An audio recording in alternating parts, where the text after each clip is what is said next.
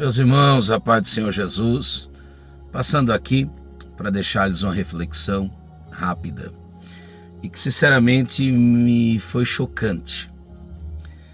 Eu estava lendo aqui agora um livro de A.W. Tozer e ele chama a santidade de Deus como um atributo dos atributos. Segundo esse pensar, Deus é mais santo do que amoroso. Deus é mais santo do que glorioso e poderoso. Na verdade, o livro não o diz, mas subentende-se, à luz da Bíblia, nós compreendemos que a glória de Deus, o kavod de Deus, que é a glória, é a somatória de todos os seus atributos. Santidade, amor, poder, atributos comunicáveis e incomunicáveis como onisciência, onipresença, onipotência. E eu fiquei meio chocado assim quando li, mais santo do que amoroso, mais santo do que glorioso, mais santo do que poderoso.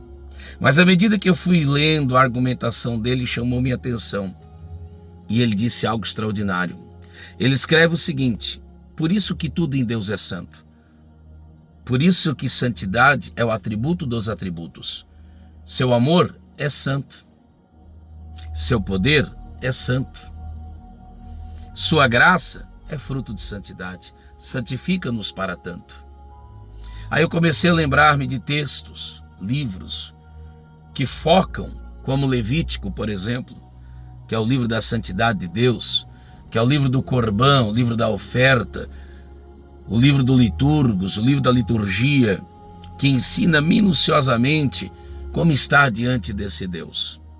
Cada vez mais, para nossa tristeza, esse atributo de Deus tem sido esquecido e ignorado. Aqueles que o honram e o valorizam, por vezes, são mal interpretados, tidos como santarrões ou coisa do tipo. Sinceramente, eu vou dizer para vocês. O que eu vou dizer agora é um sentimento, o que eu vou dizer agora é uma opinião, que eu possa estar equivocado. Eu prefiro lidar com o santarrão do que com o libertino. Sinceramente. Claro que a diferença entre o remédio e o veneno é a dosagem. O ideal é o equilíbrio, é verdade. Mas essa busca por santidade. Alguém pode dizer, mas então por que Jesus, por vezes, chamou tanta atenção dos Hasidins, isso é, dos fariseus? Jesus não condenou a sua santidade, sua falta de amor. Jesus não condenou a sua santidade ou seu zelo. Jesus condenou não o que eles pregavam, mas o que eles praticavam. O que Jesus condenou é que eles cobravam dos outros o que eles mesmos não estavam dispostos a vivenciar. Foi essa hipocrisia que Jesus condenou. E daí eu lembro-me, para finalizar no vídeo, que eu quero ser bastante breve, porque mais do que falar sobre santidade é vivê-la. Aí você tem Hebreus 12:14, santidade pela qual ninguém verá Deus.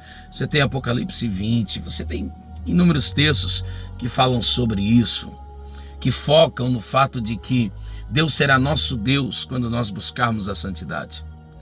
Mas observe, eu quero pontuar Isaías 6:3.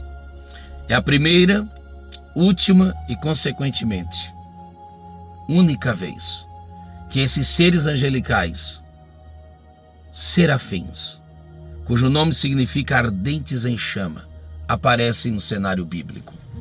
Eles numa trilogia, num cântico antifonal, que futuramente será também um cântico missiológico, mas essa não é o tema da fala.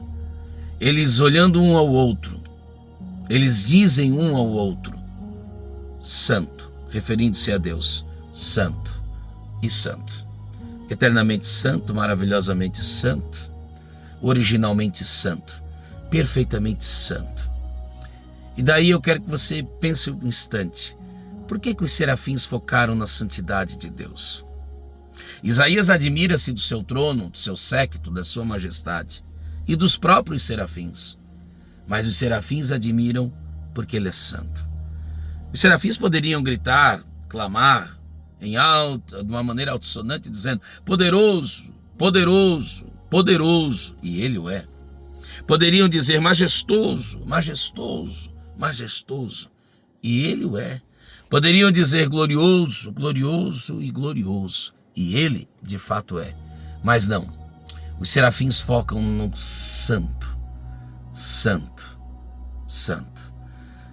A nossa geração tem perdido essa apreciação pela santidade de Deus. E aqui eu não falo, mais uma vez, sobre ser um verborrágico, sobre ser um santarrônico, um hipócrita. Não. Jesus ensinou-nos a sermos inflexível conosco no autoanálise. Jesus ensinou-nos a olhar para nós mesmos. Alá Isaías, antes de ver o santo, que os serafins clamam, olhava para o outro. Mas quando viu o Senhor, olhou para si. E viu a sua santidade a ponto de dizer: sou miserável, sou pecador, sou homem de lábios impuros e habito no meio de impureza de lábios. Então a minha fala aqui não é para santarronice, fanfarronismo, não, moralismo, muito longe disso. Não é esse o propósito da minha fala. Não interprete-me desse modo. Mas eu entendo que eu não preciso ensaiar para pecar. Eu não preciso abrir portas para pecar. Não, não preciso. Eu já sou tendencioso a isso. Quem está lhes falando não é um impecável, pelo contrário, é um pecador, um mísero pecador, mas que odeia o pecado. É a luta de Paulo de Romanos 7, que quero fazer, não faço, que faço, não quero. E é isso. Se Paulo considerou-se desse modo miserável, se Isaías disse, sou um homem de lábios impuros, se tantos outros caíram, o próprio João pasmou-se e caiu diante deste, como nós nos manteríamos em pé, irreflexivos? Como nós nos manteríamos eretos sem nos curvarmos diante da santidade daquele que é digno de ser louvado e honrado? Santo, santo, santo. O cântico antifonal dos serafins. Santo, santo, santo. Então a minha ideia não é tanto falar e pregar. Não que isso não seja necessário. Mas antes disso, tentar viver isso. O pecado na vida de um salvo, o pecado na vida de um cristão autêntico é um acidente de percurso, não é via de regra.